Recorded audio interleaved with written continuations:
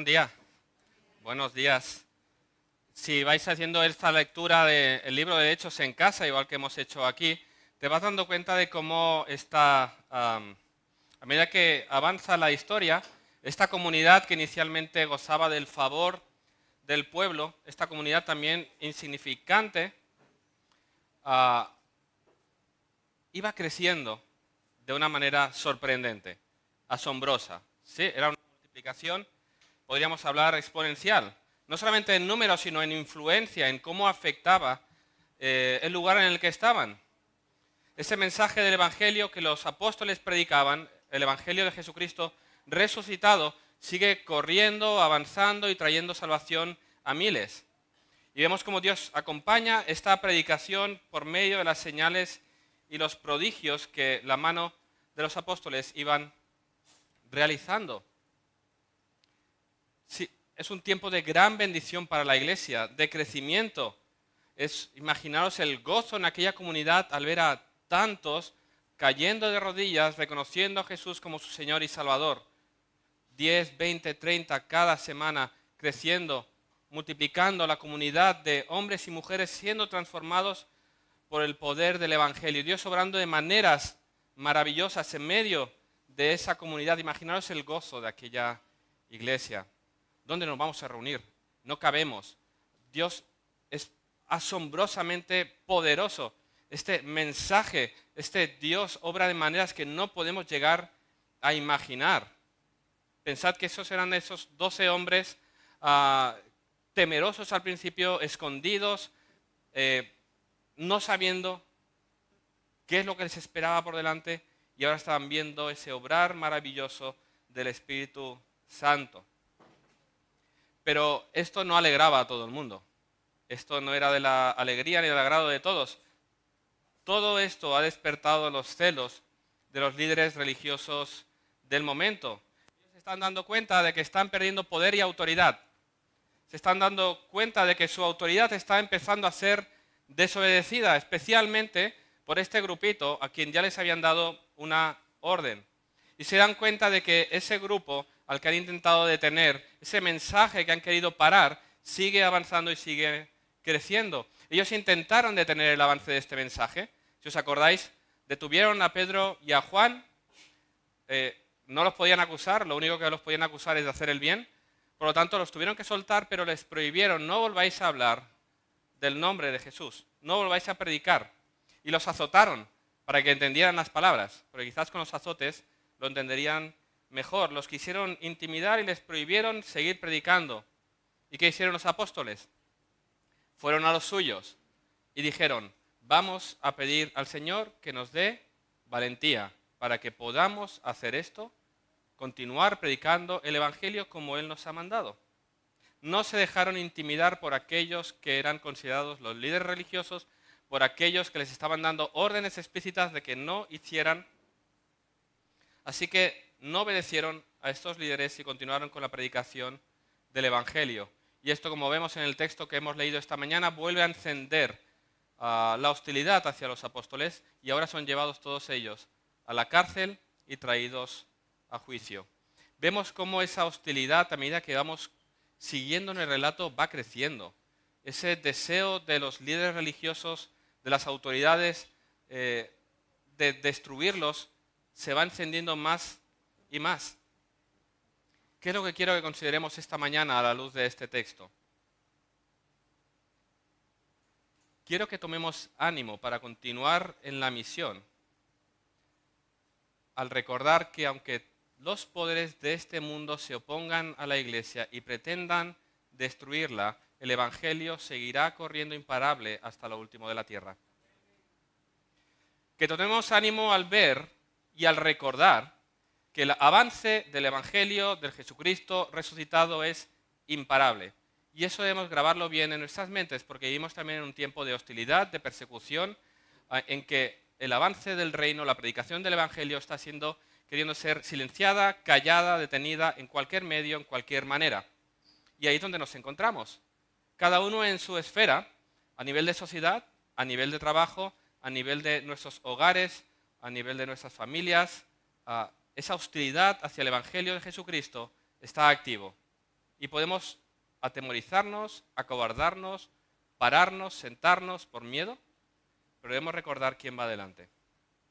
Así que quiero que veamos varias cosas en el texto de hoy. En primer lugar, recordar, porque si os dais cuenta no decimos nada nuevo, debemos traer a nuestra mente lo que ya sabemos para que se grabe bien en nuestros corazones. En primer lugar, recordar cómo el avance del reino de Dios y de su evangelio es por medio del poder de Dios. En segundo lugar, quiero que veamos el fundamento de esa firmeza que vemos de los apóstoles en ese juicio. En tercer lugar, quiero que veamos el lugar que ocupa la providencia divina en el avance del evangelio. Y por último, ¿cuál es nuestra respuesta o qué deberíamos hacer con esto que encontramos aquí? Así que lo primero que quiero que consideremos es cuál es el poder que está obrando para que ese evangelio siga corriendo y siga avanzando. Y si os habéis fijado al leer el texto, se nos dice en el versículo 12 que por la mano de los apóstoles se hacían muchas señales y prodigios. Ahora, esto es importante considerarlo bien para no caer en interpretaciones erróneas y en prácticas antibíblicas. Esta expresión, por la mano de los apóstoles, en el original griego tiene el sentido de por medio de los apóstoles, ¿sí? Los apóstoles eran el instrumento, el medio a través del cual Dios llevaba a cabo su obra. Ellos no eran la fuente del poder. No eran ellos unas personas con unas capacidades especiales. Era el Espíritu Santo obrando por medio de ellos que hacía las señales y los prodigios. Ellos no eran la fuente, sino el canal. Y eso es importante, como decía, para no caer en interpretaciones erróneas, prácticas antibíblicas. El poder no está en ellos, Dios obra a través de ellos. La sombra de Pedro no tenía poder. La salvación es siempre por medio de la fe en el nombre. Porque vemos que traían a muchos, ¿no? Y los ponían, dice, si al menos la sombra de Pedro le toca, va a ser sanado, va a ser liberado de ese demonio, ¿no? ¿La sombra tenía poder? No. ¿Os recordáis de alguien que también intentó tocó el manto de Jesús, fue sanado? ¿Era el manto mágico? No. ¿Os acordáis qué le dijo Jesús? Hija, tu fe te ha hecho salva, ve en paz y queda sana de tu azote. No era un acto mágico. Es por medio de la fe en Cristo que estas personas estaban siendo salvadas y sanadas. Es por medio de la fe. El poder se encuentra en Él. Ellos eran hombres ordinarios que llevaban a cabo la obra en el nombre y en el poder de un Dios extraordinario. Y eso es importante recordarlo hoy tú y yo. Nos miramos alrededor y siempre os digo, mirémonos, ¿quiénes somos? Personas ordinarias y sencillas, pero recuerda, este mismo Dios que obraba con estas maravillas es nuestro mismo Dios. Es el mismo que camina con nosotros. Él obra a través de nosotros y nosotros somos los instrumentos, los canales a través de los cuales este Espíritu lleva a cabo su obra en medio nuestro. ¿Soy yo capaz? No. Pero el Espíritu que mora en mí y el Espíritu que obra a través de mí es quien hace esta obra. Él es el Todopoderoso. Por eso nuestra confianza en medio de un mundo tan fuerte, en un mundo en que los poderes se ven tan grandes, tan poderosos, con tanta capacidad, tú y yo debemos recordar que confiamos en el poder del Dios Todopoderoso. Por eso es importante tener una visión más grande de quién es el Dios que va con nosotros. ¿Quién es aquel que acompañó, que prometió acompañarnos, que va con nosotros, que va adelante, que nos empodera? Hay que recordar cuál es el poder de ese Dios, cómo obra. Es importante que la visión del poder de Dios sea más bíblica, más conforme a lo que hemos revelado en su palabra. Fijaros en qué manera se evidencia ese poder de Dios obrando en medio de la iglesia. El Espíritu obra con poder en medio de la comunidad, santificando a la iglesia. Eso lo vimos hace un par de semanas en el texto anterior, en ese suceso con Ananías y Zafira. El Espíritu Santo, Dios mismo, quita la vida a Ananías y Zafira en ese mismo momento. El juicio de Dios cayó sobre ellos de manera fulminante, mostrándonos el poder de Dios para santificar a su iglesia. Él tiene el poder para conformar una comunidad conforme a su voluntad. Y si hay ese pecado, Él obrará como tenga que obrar con todo poder para quitar ese pecado de en medio. Eso es lo que vemos. Nosotros oramos jueves tras jueves. Antes nuestro hermano Luis nos recordaba el culto de oración. Oramos para que Dios, entre otras cosas, nos santifique.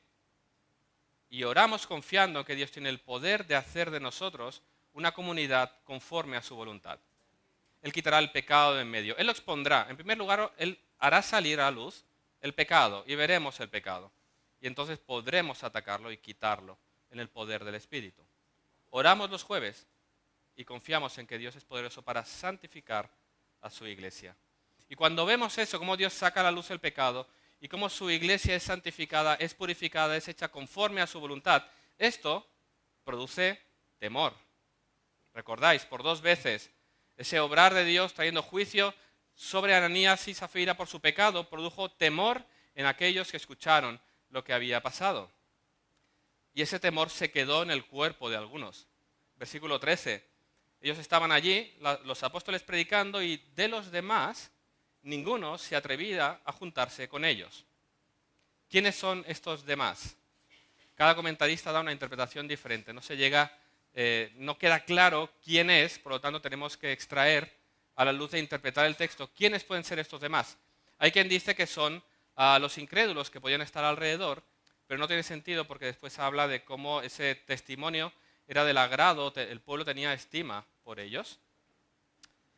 Estos demás, aquellos que no se atrevían a estar demasiado cerca de ellos, los apóstoles estaban ahí predicando y como que se mantenían un poco a la distancia, serían aquellos cuya fe superficial o aparente les impedía acercarse demasiado porque habían comprobado quién es ese Dios del que predicaban, cuál era la santidad del Dios que estaban predicando estos hombres.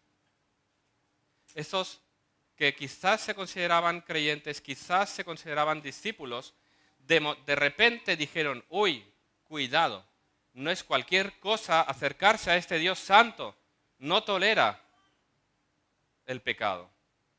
Aquellos con una fe superficial, aquellos que creen, aquellos que se consideran cristianos y llevan una vida cuyo testimonio que quizás solo conocen ellos no es conforme a la verdad de Dios, se dan cuenta, en casos como Ananías y Zafira, que no es cualquier cosa.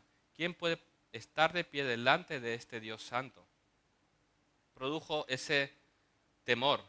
Ese Dios es perfectamente santo. Cuidado con esa iglesia, porque si pecas te ponen en disciplina, dirían. Cuidado en esa iglesia que no te dejan vivir como a ti te da la gana, que examinan y cuidan de tu vida. Cuidado, que ese Dios no tolera ningún pecado. Eso es lo que podrían estar diciendo.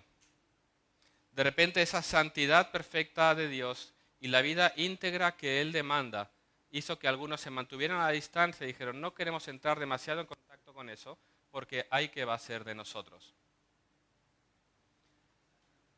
Como decía un comentarista, los mensajeros, y como dice la palabra, los mensajeros del Evangelio son a un tiempo olor de muerte para quienes se pierden y olor de vida para aquellos que se salvan por medio de la fe. Dice, no resulta sorprendente, pues, que muchos, tras haber oído de la muerte de Ananías y Zafira, guardaran las distancias, aun cuando hubiera un número cada vez mayor de hombres y mujeres que, atraídos irresistiblemente por la gracia, creyeran en el Señor y fueran añadidos por Él a la iglesia. A la vez, no nos sorprenderá que la dulce gracia de Cristo, que atrae a los elegidos de Dios, asuste y amenace a quienes se aferran desesperadamente a su propia independencia. Dios es perfectamente santo. Él quiere una iglesia perfectamente santa y Él obrará conforme a su voluntad para así hacerlo. Sabemos que ninguno de nosotros puede estar delante de Dios. Es solo por medio de la sangre de Jesús que podemos acercarnos a Él. Y en esa sangre descansamos. Y procuramos esa santidad delante de Él. Somos conscientes de quiénes somos. Pero mira y examina tu fe. Si esta muestra de la perfecta santidad de Dios y la integridad que Él demanda, te acercan a la cruz para procurar esa santidad o te mantienen a la distancia porque no quieres acercarte demasiado. Examina bien cuál es tu fe, qué es lo que hay en tu corazón. En primer lugar vemos el poder de Dios evidenciado en cómo Él santifica a su iglesia. En segundo lugar vemos ese poder en las señales y prodigios que eran hechos por medio de los apóstoles, trayendo sanación a los enfermos, trayendo liberación a los endemoniados aquello que los discípulos ya habían visto hacer a Jesús. ¿Os acordáis?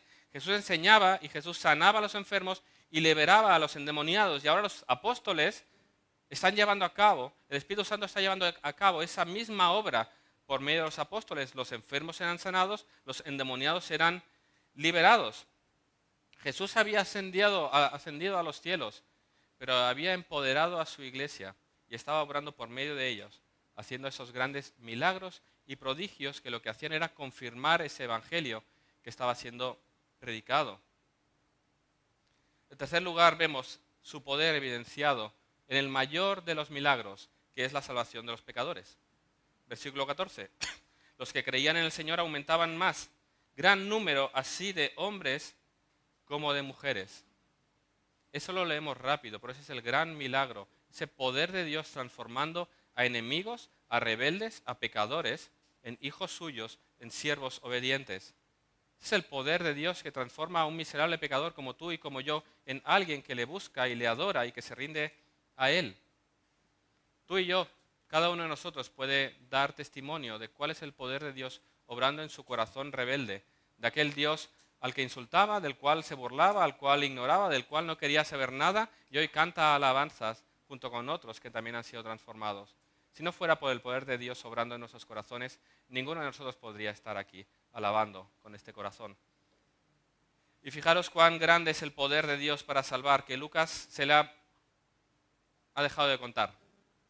Al principio decía, tras la primera predicación, 3.000 creyeron y fueron bautizados. Luego dice, 5.000 hombres, de 5.000 hombres llegó a crecer la comunidad, súmale mujeres. Y ahora que dicen, son muchos. Ya no puedo contar, no me caben en los dedos de las manos. Son muchos. El poder de Dios para salvar es impresionante, es asombroso.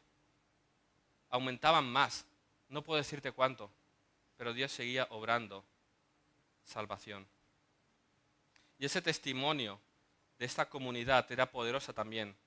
Versículo 13, el pueblo los alababa grandemente, o como leemos en la Biblia de las Américas, el pueblo los tenía en gran estima. Esa comunidad en la que veían el poder de Dios obrando, en esas señales y prodigios, en esa comunidad que se amaba, que se cuidaban los unos a los otros. Esa búsqueda de la integridad dentro de la comunidad. Cómo aquellos vivían conforme a lo que predicaban. Cómo predicaban en contra del pecado y cuando lo veían dentro de la comunidad trataban con el pecado. Ese testimonio de integridad es poderoso. Pensad cuántos de aquellos que estuvieron contemplando ese poder de Dios obrando fueron traídos a salvación. ¿Cuántos pensarían, si Dios ejecuta juicio en su iglesia de esta manera, ¿qué será de nosotros que estamos fuera y lo rechazamos? Si Dios actúa de esa manera, Pedro lo dice así en su carta también, es tiempo de que el juicio comience por la casa de Dios, y si primero comienza por nosotros, ¿cuál será el fin de aquellos que no obedecen el Evangelio de Dios? Piénsate esto. Tú que has de preguntarte también, porque quizás estás aquí y ves, te encuentras en medio de una comunidad en la que te sientes cómodo, te han acogido bien, ves que se esfuerzan en vivir conforme a lo que predican, ves integridad en la vida de aquellos que te rodean. Si Dios obra de esta manera en medio de su pueblo, ¿qué será de ti que estás sentado aquí aún rechazando el Evangelio de Jesús? Ese juicio de Dios caerá ciertamente sobre ti y no podrás hacer nada sobre aquel que tiene todo el poder sobre la vida y sobre la muerte. Esa iglesia tenía un poderoso testimonio de integridad y de una vida en obediencia a Dios. Y se veía el poder de Dios obrando en medio de ellos. Y fijaros, los apóstoles, ellos hicieron lo que debían hacer. No se conformaron que las personas se admiraran de ellos, sino ellos continuaron apuntando a Cristo. No nos admiréis a nosotros, admirad a Cristo. No nos alabéis a nosotros, alabad a Cristo. Amadle a Él. Por eso ellos continúan predicando el Evangelio de Jesús. Así que vemos en primer lugar el poder de Dios que lleva adelante su obra, salvando, haciendo milagros, santificando a su iglesia y produciendo un impacto por medio de esa iglesia al mundo, trayendo por medio de ello salvación a muchos.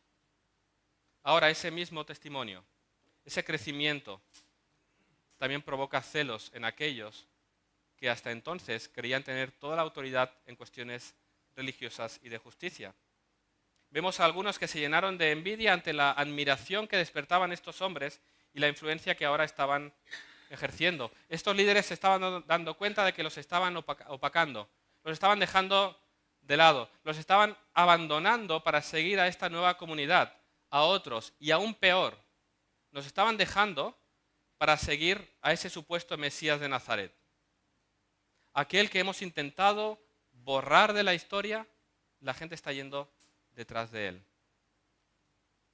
Podéis sentir cuál era el corazón de estos líderes orgullosos que se estaban dando cuenta de que estaban perdiendo el poder y la influencia en el pueblo. Y leemos en el versículo 17 que se levantó el sumo sacerdote y todos los que estaban con él, remarcando que eran de la secta de los saduceos, tomaron a los apóstoles y los pusieron en la cárcel pública. Era tal su desprecio hacia ellos que quisieron llevar a cabo un acto de humillación pública. El hecho de que fueran llevados a la cárcel pública era una manera de mostrar a todo el mundo quién manda aquí. Nosotros los cerramos y ved que nosotros los encerramos, los metemos ahí dentro. Ahora sabéis quién manda aquí. Era un tipo de escarmiento y humillación pública delante de todo el pueblo. Los cierran allí preventivamente para llevar a cabo el juicio pertinente. Se van a dormir tranquilos, siguen teniendo la sartén por el mango, están allí, bien controlados, ¿verdad? Tenemos la situación bajo control. Y aquella noche sucede algo curioso. Un ángel del Señor abre las puertas de la cárcel, saca a los apóstoles y los manda al templo a predicar. Y ahora, no sé tú, yo lo primero que me pregunto es, ¿y cómo lo hicieron? Cuando ves una película sobre escapes de prisión, como Cadena Perpetua, supongo que la habéis visto todos, una obra maestra. Os haré spoiler porque si no lo has visto ya tardas, tiene 20 años esa peli ya, es del 90 y algo creo. Al final el protagonista se fuga. Y la gracia es luego al final ver cómo ha llevado a cabo ese plan, ese túnel detrás de ese póster, cómo ha preparado todas las cosas, cómo ha ido llevando a cabo cada elemento para poder salir de esa prisión. Como esa, tantas películas o series de escape, ¿no? La gracia es ver el plan, el desarrollo, por dónde han salido. ¿Qué ha pasado aquí? Porque cuando van a buscarlos a la prisión, las puertas siguen cerradas, con toda seguridad. La guardia sigue en pie, pero los apóstoles no están dentro. ¿Qué ha pasado?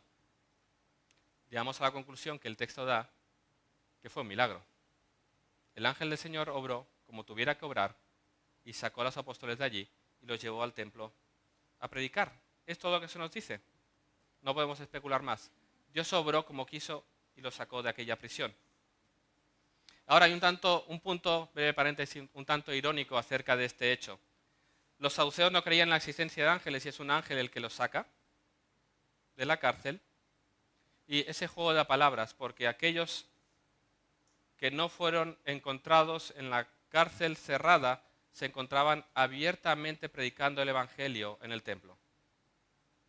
Ahora imaginaros las caras aquel día de los líderes religiosos en el Sanedrín, bien reunidos, bien vestidos, bien orgullosos de su posición, de su autoridad, de su poder, queriendo tener la situación bajo control, cuando vuelven los alguaciles y les dicen, no los hemos encontrado. Está todo cerrado, está la guardia puesta, pero no están. Claro, les dirían, tú es que eres nuevo y no te han dicho dónde están, ¿no? De repente aparece uno diciendo, aquellos que vosotros cerrasteis están en el templo predicando el evangelio. Y el mismo jefe de la guardia tuvo que salir con los alguaciles personalmente a buscarlos. Y aquellos que quisieron humillar públicamente a los apóstoles, ahora son humillados públicamente porque se dirigen a ellos y les dicen, por favor, ¿nos podéis acompañar al concilio, al Sanedrín? Tenían miedo del pueblo. Estos hombres tenían el favor y la estima del pueblo y ahora se encuentran allí pidiendo, por favor, ¿podéis venir? Lo hicieron sin violencia, leemos en el texto. Los trajeron sin violencia porque temían ser apedreados por el pueblo. Fueron humillados públicamente. Y los apóstoles, fijaros que le siguieron. Ellos no levantaron una revolución allí en medio y pusieron a la gente y dijeron, venid a por vosotros. No buscaron el conflicto. Ellos obedecieron, le siguieron y fueron al Sanedrín. Ellos iban a predicar el Evangelio delante del pueblo o iban a predicar el Evangelio delante del Sanedrín. Donde Dios los llevara, ellos iban a predicar. No levantaron una revolución, no levantaron un conflicto, sino que fueron delante de los hombres. Y así vemos que son llevados al concilio, son juzgados. Aquí están todos los apóstoles, aunque Pedro vemos que actúa como portavoz. Y fijaros en el odio de estas personas hacia Jesús porque no mencionan su nombre. ¿Estáis hablando de este nombre? ¿De este hombre? No pronuncian el nombre de Jesús. No quieren ni oír hablar del nombre de Jesús porque ellos han querido borrarlo de la historia. Ellos dijeron, lo matamos y se ha acabado. Y vamos detrás de los que hablan con él, los cerramos y les prohibimos y nadie más, nunca más va a volver a escuchar ese nombre. Al punto que ni siquiera lo vamos a pronunciar ahora. Los hombres pretendiendo borrar el nombre de Jesús de la historia. Y vemos el éxito que tienen. No quieren escuchar. Y además acusan a los apóstoles. Nos mandamos estrictamente que no enseñaseis en ese nombre y ahora habéis llenado a Jerusalén de vuestra doctrina y queréis, escuchad bien, echar sobre nosotros la sangre de ese hombre. Nos estáis acusando de esto. ¿Sabéis por qué es curioso esto, no?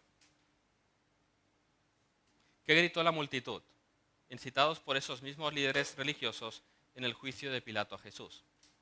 Su sangre sea sobre nosotros y sobre nuestros hijos. Están recriminando a los apóstoles, aquellos que ellos dijeron, llenos de ira en aquel día para que quitaran a Jesús de en medio. Y sí, los apóstoles no se cortaron. Ellos fueron culpables de clavar a Jesús en la cruz. Ellos eran responsables de matar a Jesús. Vosotros crucificasteis a Jesús. Vosotros considerasteis a Jesús maldito.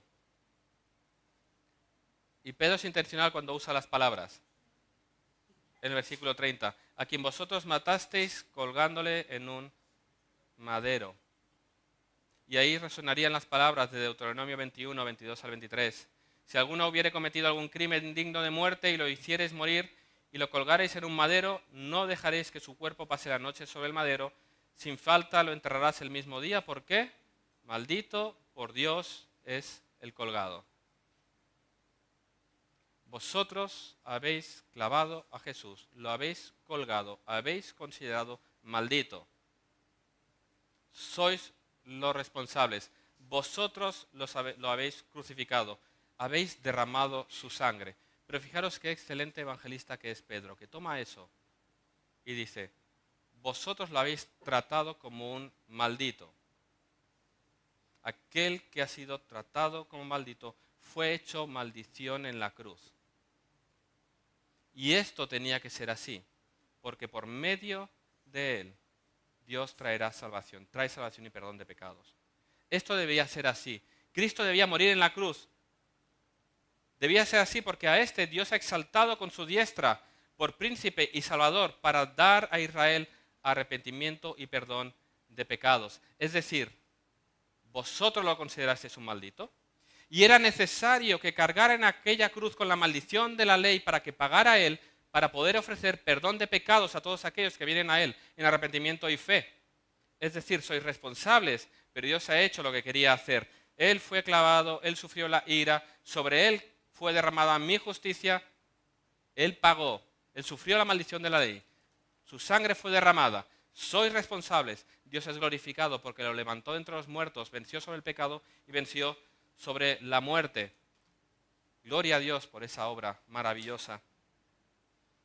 Los hombres hacen sus actos, cometen sus actos, son responsables, pero Dios ejecuta su plan eterno de salvación porque Cristo fue llevado, fue entregado por el Padre como el Cordero que iba a derramar su sangre para perdón de pecados.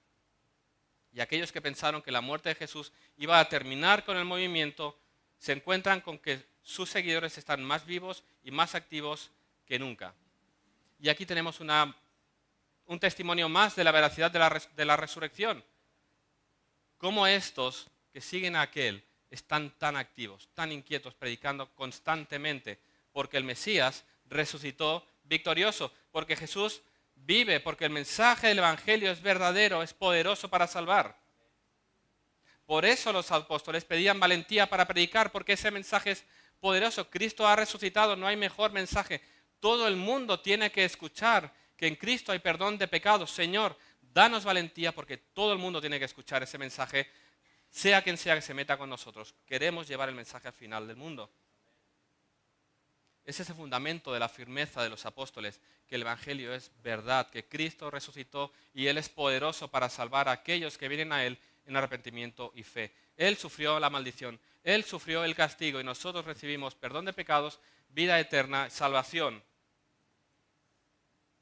Ese es el fundamento de su firmeza, que el hecho de la resurrección es un hecho histórico, verdadero. Lo hemos visto, no moribundo, lo hemos visto victorioso, lo hemos visto glorificado, lo hemos visto en todo su poder, en gloria. El mensaje del Evangelio es cierto. Y además, hay dos testigos. En aquel tiempo, para que un hecho fuera cierto, era necesario el testimonio de dos. Y dice Pedro, nosotros los 12 damos testimonio, y el Espíritu Santo que Dios ha dado a los que creen también da testimonio. Hay dos testimonios de que Cristo ha sido exaltado, ha sido levantado. Pedro vuelve a predicar el Evangelio a aquellos que estaban aún rechazándolo. Fijaros, él vuelve a ofrecer a Cristo porque él dice, él ha sido dado para dar a Israel arrepentimiento y perdón de pecados. El Dios de nuestros padres os sigue ofreciendo arrepentimiento y perdón de pecados para que podáis ser reconciliados con Él. Os ha enviado al Mesías, a vosotros lo ha crucificado para dar a Israel arrepentimiento y perdón de pecados. Aún podéis arrepentíos. Allí delante de las autoridades Pedro vuelve a predicar, rendíos al Mesías de Dios. Les ofrece una vez más el Evangelio, pero su corazón está tan endurecido que su respuesta fue en una ira profunda. Se enfurecieron y querían matarlos. Ese enfurecer, para entender cuál era el sentimiento de estos hombres, en griego la raíz de esa palabra significa cerrar, cortar, como si los hubieran cortado por en medio. De dentro de lo más profundo surgió una ira horrible hacia aquello que acababan de escuchar. Los habían partido por la mitad. Se sintieron como cortados, desgarrados, una ira en lo más profundo de su corazón. Y fijaros, hay un llamado una vez más al arrepentimiento, pero en cambio hay una respuesta en ira, al punto que quieren deshacerse de ellos. Y eso es importante que lo sepamos, porque la predicación del Evangelio, sin la obra poderosa del Espíritu Santo transformando corazones, produce rechazo. Y en algunos casos un rechazo muy profundo. Despierta una ira, un odio, una persecución o una hostilidad a este punto.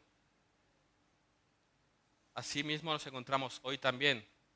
¿Cuándo la iglesia de Cristo es aceptada y tolerada? ¿Cuando da de comer al necesitado?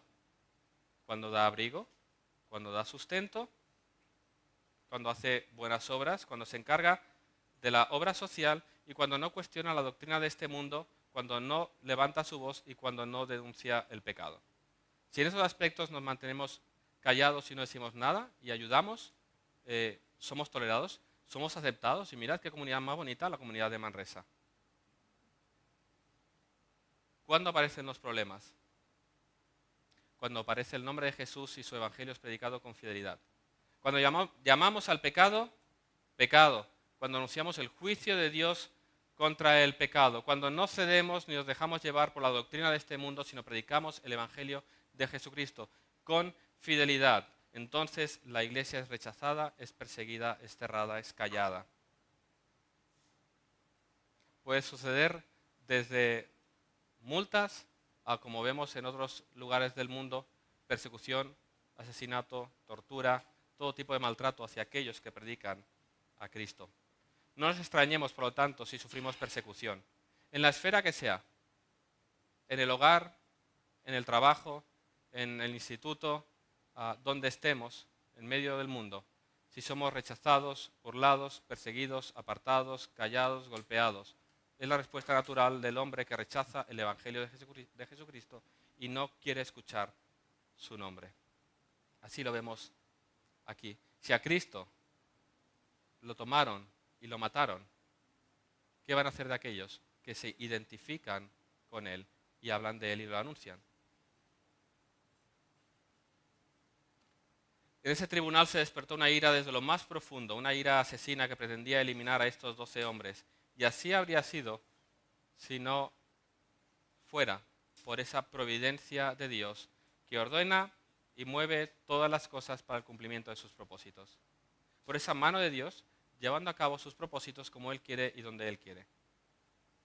Vemos la providencia divina obrando en este relato. En primer lugar, de manera evidente, como hemos visto antes, en ese ángel del Señor que viene y libera a los apóstoles, los saca de la cárcel y los vuelve a enviar a predicar el Evangelio. Y en segundo lugar, lo vemos usando a alguien que no es uno de sus hijos para salvar a su pueblo.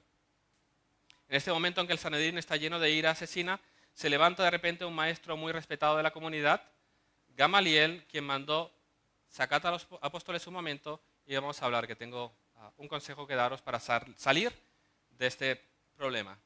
Este hombre, aunque era fariseo, era reconocido y respetado por todo el Sanedrín, incluso por los saduceos, sabiendo que eran rivales. Gamaliel, ¿sabéis quién fue? Fue maestro de Saulo de Tarso. Se levantó Gamaliel, los apóstoles fueron sacados y el Sanedrín se paró a escuchar su consejo. ¿Y qué les dijo? Paciencia. Prudencia. Esperad y ved cómo va a seguir la historia. Y le dice: ¿os acordáis? Una vez vino un tal Teudas.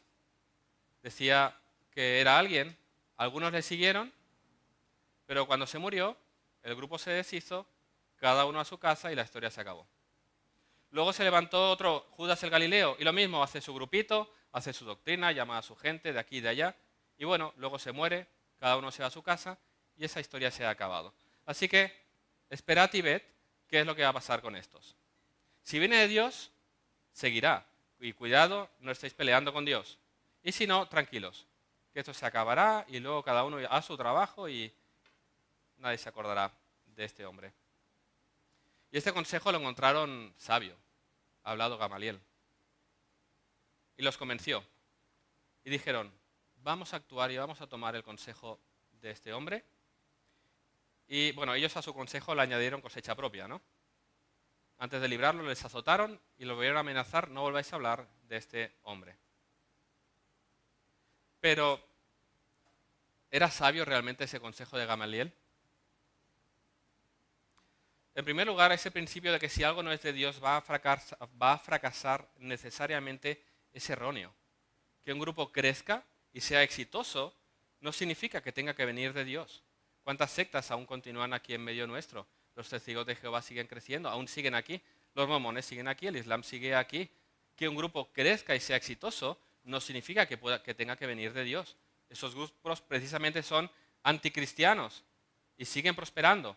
Así que tranquilos, que si no es de Dios no crecerá, no es un buen consejo. El crecimiento y el éxito de un grupo no conlleva implícitamente la aprobación de Dios. Y eso es importante que lo veamos, porque hay muchos lugares que se llaman iglesias que crecen de manera multitudinaria, pero allí el Evangelio de Jesucristo no aparece por ningún lugar.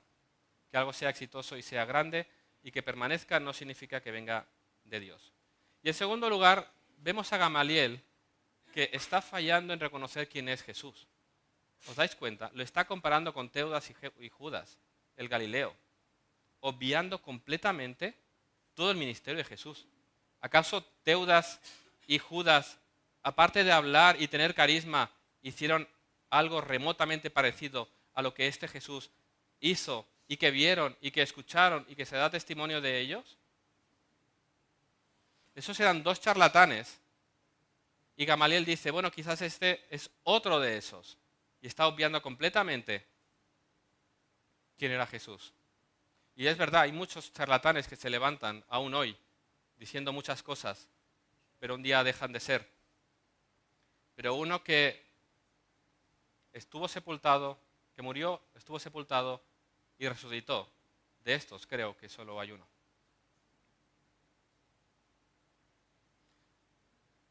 La muerte y resurrección de Jesús fue un acto único, asombroso, milagroso, Dios irrumpiendo en la historia del hombre, nada comparado a absolutamente nada que hubiera ni haya jamás en esta tierra. Así que por la providencia de Dios aparece un hombre Gamaliel con un mal consejo que llama a Sanedrín a mantenerse neutrales, a no actuar, a esperar y ver qué es lo que sucedería. Ahora yo me pregunto, ¿cuánto tiempo tengo que esperar para saber si este movimiento sobrevive o no?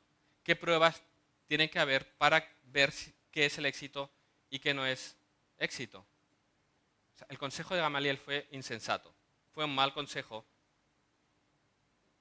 y además fue un consejo dañino, porque en un momento en que alguien tiene que tomar una respuesta delante del Evangelio, o te rindes o lo rechazas, les dice, no hagas nada, espérate y ve qué es lo que sucede.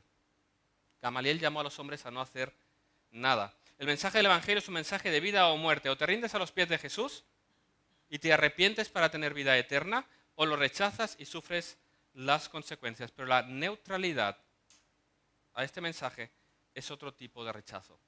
No hacer nada es hacer algo. Es rechazar e ignorar este mismo Evangelio.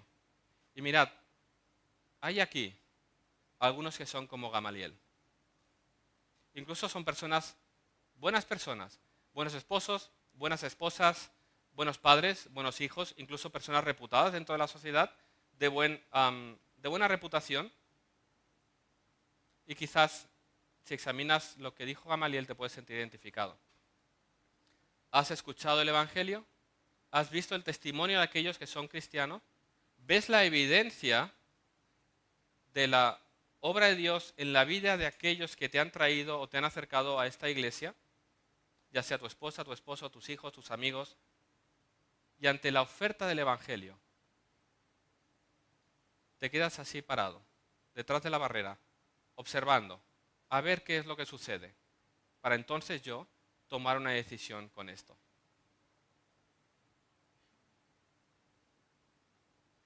Escuchas el Evangelio, escuchas la verdad de que Cristo vino a morir por los pecadores, y aquellos que se arrepienten y creen tendrán vida eterna, y que aquellos que hoy siguen rechazándolo van a sufrir el tormento eterno. Eres llamado, hay una demanda de respuesta, ríndete a Cristo. Y dicen, espera, voy a ver, ¿cómo termina? ¿Cómo va la historia como mi mujer? ¿Qué estás esperando? O sea, ¿qué es lo que tiene que suceder para que hagas algo con ese mensaje? No hacer nada, como decía, es hacer algo. Lo estás rechazando.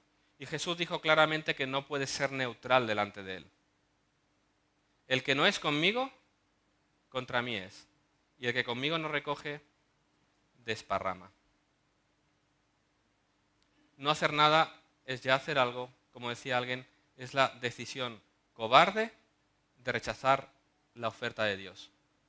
Y los cobardes, dice Apocalipsis 21:8, los cobardes e incrédulos, los abominables y homicidas, los fornicarios y hechiceros, los idólatras y todos los mentirosos tendrán su parte en el lago que arde con fuego y azufre, que es la muerte segunda. A los cobardes, a los que decidís no hacer nada con la oferta del Evangelio, los que no queréis tomar una decisión.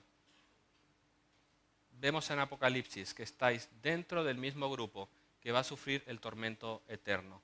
Aquellos que cortan las cabezas a los cristianos y los que se mantienen neutrales están en el mismo grupo, van a sufrir el tormento eterno. Y así terminó Gamaliel sus días. No se rindió a Cristo. No recibió salvación. Murió apartado de él. Y es mi deseo y mi oración que no tengas tú el mismo fin. Haz algo. Investiga si es cierto lo que se predica desde este púlpito cada domingo. Investiga si este Jesús es realmente quien dice ser. Si es Dios mismo encarnado, como Él mismo dice de sí mismo. Investiga sobre su enseñanza. ¿Qué dijo este hombre? Investiga qué es lo que hizo también en medio de los hombres. Porque Dios bajó. Aquello que muchos dicen, bueno, si Dios baja y ya ha bajado. Mira qué es lo que hizo. Investiga acerca de su muerte, de su sepultura. Investiga la evidencia de la resurrección. Investiga quién es este hombre. Comprueba cuáles son sus demandas y ríndete a Él en arrepentimiento y fe. Haz algo. Busca a Cristo. Búscale. No hagas nada. Que no sea este domingo otro más que he ido a la iglesia, han vuelto a decir lo mismo, pero bueno, yo es que aún no sé. Haz algo. No seas cobarde porque te va la vida en ello.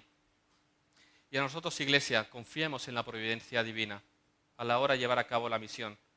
Encontraremos oposición, encontraremos hostilidad, querrán callarnos, querrán detenernos, pero fijaros cómo Dios en su providencia usó a un incrédulo con un consejo insensato para que los apóstoles pudieran seguir predicando el Evangelio. Dios usa a quien quiere, como quiere y cuando quiere. Él es el dueño, Él es el Señor de todo el universo. Él toma a un enemigo suyo y lo usa para que su pueblo siga avanzando. Él usa las instituciones, Él usa a los reyes, Él usa la naturaleza, Él usa todas las cosas. Él es el Señor y en su providencia Él ordenará todas las cosas para que el Evangelio llegue hasta lo último de la tierra. Por lo tanto, descansemos en su providencia. Él hará lo que Él quiera, como Él quiera y cuando quiera. Él es el Señor, todo le pertenece y usa incluso a sus enemigos para que sus propósitos se cumplan. Esto es lo que sucedió en la cruz. Los hombres, los líderes, clavaron a Jesús como Dios ya había determinado que fuera. Sigue confiando que Dios sigue gobernando hoy. Está sentado en su trono y en su providencia ordena todas las cosas para el fin de sus propósitos. Y ningún poder en este mundo podrá detener el avance imparable del Evangelio de Jesucristo. Ahora, todas estas verdades tienen implicaciones. ¿Cómo respondemos a esto tú y yo? A la evidencia del poder de Dios obrando en medio de su pueblo, salvando, a la evidencia del hecho cierto, histórico, de la resurrección de Cristo, a la realidad de que Dios ordenará todas las cosas para el cumplimiento de sus propósitos. A la luz de todo esto, hermanos, seamos fieles al llamado. Hemos sido comisionados para predicar el Evangelio. Para eso Dios obró aquí, para que su Evangelio siguiera corriendo. Fijaros, cuando fueron sacados de la cárcel, ¿dónde fueron? ¿Qué dijo el Espíritu? Id a casa, descansad, superad el trauma, tranquilos, ya enviaré a otro. No, el Espíritu los saca y les da dos órdenes. Id y anunciad. Todas las palabras de esta vida. Los saca y los envía y les manda. Ahora continuad. Ya resuelto esto. Continuad predicando el Evangelio. La liberación del ángel nos muestra cómo el cristianismo puede ser perseguido, pero nunca detenido. El mismo Dios que nos ha llamado obra en poder para que anunciemos el Evangelio. Y fijaros, ellos debían seguir anunciando todas las palabras de esta vida. Es decir, no cambiéis una coma.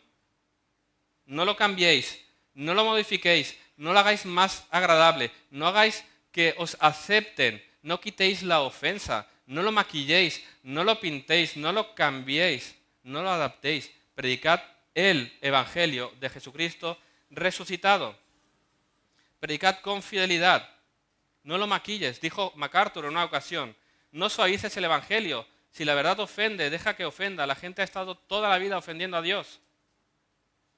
No cambies el Evangelio. El Evangelio es ofensivo. Llama al pecador pecador. Lo llama miserable. Lo llama merecedor de la condenación eterna. Lo llama indigno. Lo llama inútil. No puedes hacer absolutamente nada para salvarte. No cambies el Evangelio. Y por predicar el Evangelio sufriremos oposición. Pero fijaros el cambio de perspectiva. Qué gozo gozosos de sufrir afrenta por el nombre de Cristo. Felices y dichosos deberíamos sentirnos, como dice Jesús en las bienaventuranzas, si somos perseguidos por su causa. ¿A qué vamos a temer? Entreguemos nuestras vidas como sacrificio vivo, agradable delante de Él. No se nos demanda más de lo que Cristo ya hizo por nosotros. Jesús enfrentó el sufrimiento y gracias a Dios que enfrentó el sufrimiento hasta el fin, porque en aquel huerto Él sabía lo que venía por delante. Y por eso dijo, Señor, si puede ser, pase de mí, pero no sea mi voluntad sino la tuya. Y Él enfrentó lo que tenía que venir, que era la cruz, que era la ira de Dios siendo derramada sobre Él. Él enfrentó la persecución, Él enfrentó el sufrimiento para que tú y yo hoy tengamos vida. Así que enfrenta el sufrimiento para que muchos otros puedan venir a la vida verdadera. Enfréntala, usa tu vida, adminístrala bien para la gloria de Dios, para que tu mensaje, para que el mensaje de Cristo a través de ti pueda llegar hasta el fin del mundo. Gasta tu vida por causa de Cristo. Todo el que quiera salvar su vida la perderá, y todo el que pierda su vida por causa de mí, éste la salvará. Predica el Evangelio, usa bien tu vida. No temáis, dice Jesús en Mateo, a los que matan el cuerpo, mas el alma no pueden matar. Temed más bien a aquel que puede destruir el alma y el cuerpo en el infierno. Que hagan lo que quieran con nosotros, que el Evangelio seguirá corriendo. Habrá otros, y Dios se encargará de que su Evangelio llegue hasta el fin del mundo. Por lo tanto, como los apóstoles, obedezcamos antes a Dios que a los hombres. No temamos, hermanos. Dios está con nosotros, su poder obra en medio nuestro. Él dirige todas las cosas para el cumplimiento de sus propósitos. Y ahora, para ir terminando, una aclaración. Porque puede dar la impresión que estas verdades, el poder de Dios y la providencia, pueden hacernos pensar que sí, vamos a enfrentar sufrimiento, pero Dios nos va a librar siempre. Claro, vemos cómo los apóstoles son cerrados y Dios por medio de un ángel los saca. Luego quieren cargárselos y Dios se encarga por medio de Gamaliel de librarlos y que puedan predicar, ¿no? Y decimos, vamos a enfrentar el sufrimiento porque si nos apresan, tranquilos que Dios ya nos va a librar, nos va a sacar, ¿verdad? Y vamos a poder continuar nosotros con el Evangelio. Pero pensar que Dios siempre nos sacará de ellos es erróneo. Muchos a lo largo de la historia han acabado sus días en una prisión. Pablo mismo terminó sus días en una prisión. Dios no lo sacó de esa última prisión y fue muerto. Muchos a lo largo de la historia han sufrido persecución y no han sido librados en los términos que tú y yo creemos que debería ser. Y eso nos ha de recordar que la historia no va sobre nosotros. Lo que es imperable es el Evangelio. No son nuestros planes. Nuestra actitud, por eso quería hacer esta aclaración, ha de ser la de Sadrach, Mesach y Abednego. ¿Os acordáis cuando son confrontados por Nabucodonosor por no adorar a la estatua de oro? Leemos en Daniel 3, 16, 18, Sadrach, Mesach y Abednego respondieron al rey Nabucodonosor diciendo, no es necesario que te respondamos sobre este asunto, he aquí nuestro Dios a quien servimos puede librarnos del horno de fuego ardiendo y de tu mano, oh rey, nos librará. Y hasta aquí leemos y decimos, ¿sí, no? Y si no, sepas, oh rey, que no serviremos a tus dioses ni tampoco adoraremos la estatua que has levantado. Es decir, si Dios me saca como si no me saca, yo voy a hacer lo que tengo que hacer. Esta aclaración es importante porque es posible que nuestro trabajo aquí termine. Y ya sea que Dios me libre o no me libre, yo voy a predicar el Evangelio hasta lo último de la tierra. Y así llegará porque el avance del Evangelio es imparable. Y ese es el punto de este texto. ¿Os fijáis cómo empieza el relato? Los apóstoles, Dios obrando señales y prodigios por medio de los apóstoles y el Evangelio predicado. ¿Sí? Así empieza el relato. Tenemos el juicio. ¿Cómo termina el texto? Todos los días en el templo y por las casas no cesaban de enseñar y predicar a Jesucristo. Empieza con la predicación del Evangelio y continúa con la predicación del Evangelio. El Evangelio llegará hasta lo último de la tierra. De Jerusalén ha llegado a Manresa y de aquí hasta lo último de la tierra, en nuestra misión. De 12 hombres comunes y corrientes a una comunidad en Manresa. Y tenemos que llegar al fin del mundo. Que el Señor nos ayude a ser fieles al llamado. Amén. Señor, te damos gracias por tu palabra. Te damos gracias, Señor, porque podemos confiar nuestras vidas completamente en ti, sabiendo que tú eres poderoso para salvar. Señor, tu evangelio es imparable. El avance de tu reino es imparable. Y lo hemos visto a lo largo de toda la historia como las naciones se han aliado y cómo aún hoy se alían para callar y para detener el avance de tu iglesia. Pero vemos como tu nombre sigue siendo exaltado, sigue siendo anunciado y cómo tú sigues salvando a hombres y mujeres hoy. Y te pido, Señor, que nos des de nuevo, que nos des ánimo para llevar a cabo la tarea, sin temor, confiados en tu providencia, en tu dirección, en tu guía, y que te obedezcamos, Señor, y que nuestras vidas sean entregadas de manera sacrificial a ti, y que tú seas glorificado en medio nuestro. Te lo pedimos en el nombre de Jesús. Amén.